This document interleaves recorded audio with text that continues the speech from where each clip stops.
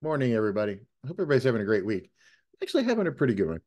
I wanted to talk a little bit this morning about Kickstarter and approaching people on the web to help you with your Kickstarter. As my social media presence has grown, across all platforms, I'm up to tens of thousands of followers, and I thank you guys for following me, and I appreciate every one of you, and I try to be as interesting and polite and interactive as I can, and I hope that comes across. I also get a lot of direct messages about different things, and I try to pay attention to all of them, or at least as many as I can. I don't always get to all of them. But lately, I've gotten a ton of direct messages about, hey, support my Kickstarter. Help me with this Kickstarter. Help me with that Kickstarter. I need this Kickstarter. I understand raising money is really hard. Approaching someone who doesn't really know you outside of interacting on social media to support a Kickstarter is a dicey thing for me to get involved in. And here's why. More than once, I have had people come up to me, even people that I know and in real life, and say, "Hey, help me with a Kickstarter." I'm going to give you one example of it, and this is someone I know personally. And I could do 50 examples. I'm not just picking on this one. I could pull all kinds of them out of Kickstarters that have gone badly. Some Kickstarters have gone ludicrously well, and that's fine. But if you're asking me to put my name on it, that's what I'm talking about. But there's one example where somebody came up and said, "Hey, help me with a Kickstarter." And a bunch of people, email it out, send it to everybody. I'm trying to afford to send my son to on some band trip to Hawaii, once in a lifetime experience. Can't afford it, need some help. I thought about it. I really did think about doing that one just because I know that person in real life, and I didn't. And I eventually was like, I'm not going to do it. And then the same week, I look on social media and see that person with their son off in Hawaii on some school trip, which is great. I'm glad he got the chance to go do that.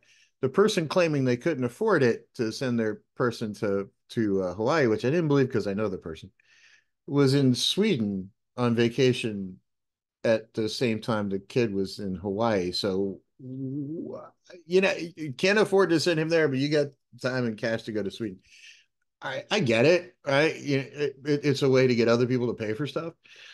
But those are the kinds of things about Kickstarters that, especially in people that I don't know, that unless I can dig into what's really going to happen here, I don't really want to put my name behind.